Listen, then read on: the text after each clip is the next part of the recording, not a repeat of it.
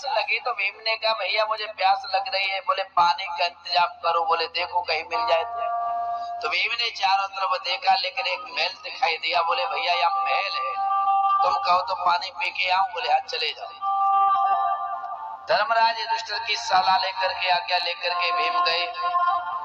जैसे उस महल के पास पहुंचे, महल में घुसना चाहते हैं तो यक्ष जो शनि देव हैं उन्होंने कहा रुक जाइए भाई, कहाँ जा रहे हो अंदर? बोले भैया पानी पीने जा रहा हूँ, प्यास लग रही। बोले पानी तो हम तुम्हें पिला देंगे, पानी दे भी देंगे, पर एक शर्त है। बोले क्या? बोले जो तुम इसके अंदर देखोगे अगर उसके अनुकूल तुमने जवाब दे दिया तो हम तुम्हें जल दे देंगे, अगर जवाब नहीं दिया तो तुम्हें कारागृह में डाल दिया जाएगा। शर्त मंजूर है? बोले महाराज मंजूर है। मरता क्या नहीं करता। भीम महाराज अंदर गया महल में तो वहां जाकर के क्या देखता है, एक बड़ा आश्चर्य की घटना घटी कि उस महल के अंदर महाराज एक बड़ा कुआं है, बड़ा और उस दोनों बड़े कुएं के पास में एक छोटा कुआं, एक और छोटा कुआं, दो कुएं हैं, बीच में बड़ा कुआं है। अनायास बड़े कुएं में से पानी आता है, दोनों कुओं को भर देता है और थोड़ी देर बाद ये होता है कि दोनों कुओं में से पानी आता है, बड़े में भर देते हैं लेकिन बड़ा कुआं खाली का खाली रह जाता है। भीम ने कहा ये कैसा चक्कर है भाई, होना तो ये चाहिए दोनों कुएं से बड़ा कुआं नहीं भर रहा है, जबकि बड़ा कुआं दोनों को भर देता है। जल पी के आए, यक्ष ने पूछा बताओ जवाब है? बोले महाराज जवाब नहीं है। बोले कारागृह में डाल दो। भीम को कारागृह में डाल दिया। उसके बाद अर्जुन आए, अर्जुन जाने लगे। बोले शर्त? बोले क्या? बोले ये शर्त है जो देखोगे जवाब दोगे। बोले ठीक है।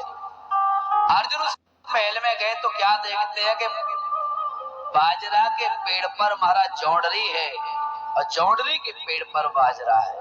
बोले ये क्या? होना तो ये चाहिए बाजरा का पेड़ है तो बाजरा ही तो आएगा, जौंडरी के पेड़ पर जौंडरी लगेगी। एक बात सोचो, बबूल पर आम चाहे तो कैसे हो सकता है?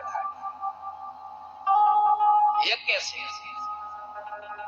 पानी पी करके निकले। यक्ष ने कहा बताओ भाई क्या देखा? बोले ये देखा। बोले जवाब मुझसे नहीं आता, कारागृह में डाल दो। उसके बाद सहदेव आए। सहदेव पानी पीने के लिए जाते, भैया पानी पीना है। बोले जो देखोगे वो। बोले ठीक है। सहदेव अंदर गए तो सहदेव क्या देखते हैं, एक बछिया का दूध एक गाय पी रही है, जबकि होना तो ये चाहिए गाय का दूध बछिया पीती है, लेकिन यहाँ उल्टा हो गया कि बछिया का दूध गाय पी रही है। बोले ये उल्टा कैसे? बोले जवाब बोले नहीं आता, कारागृह में डाल दो। कारागृह में डाल दिया महाराज।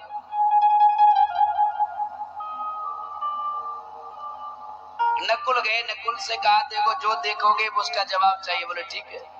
नकुल से कहा देखो जो देखोगे उसका जवाब चाहिए। बोले ठीक है।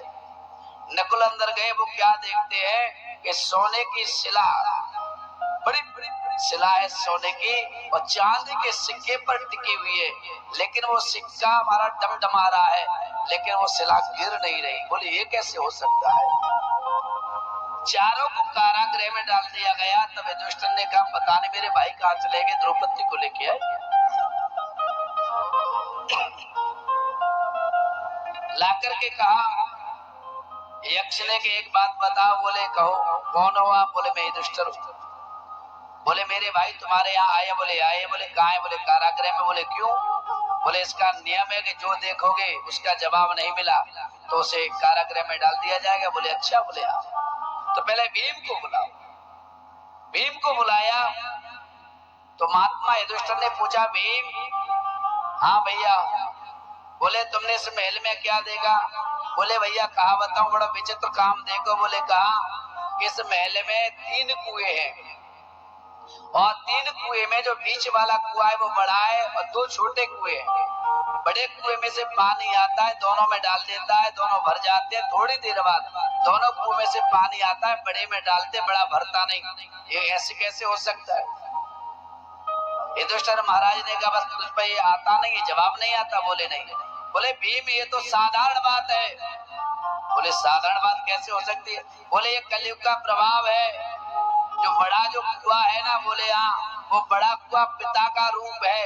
एक पिता 4 पुत्रों का लालन पालन पोषण कर देता है, लेकिन 4 पुत्रों पर एक पिता का पोषण नहीं होता है, एक पिता का पोषण नहीं होता है।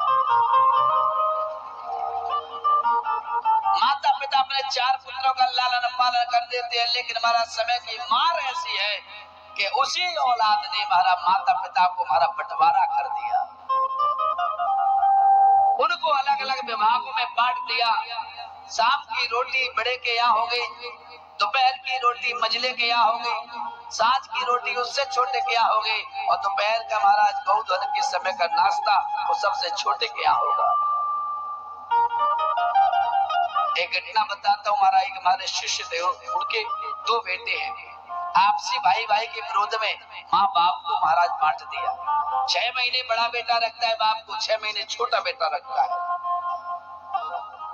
एक माँ बाप अपने पूरे औलाद के लिए जीवन समर्पित कर देते हैं, लेकिन हमारा 4 औलाद पर माता पिता का पालन नहीं होता।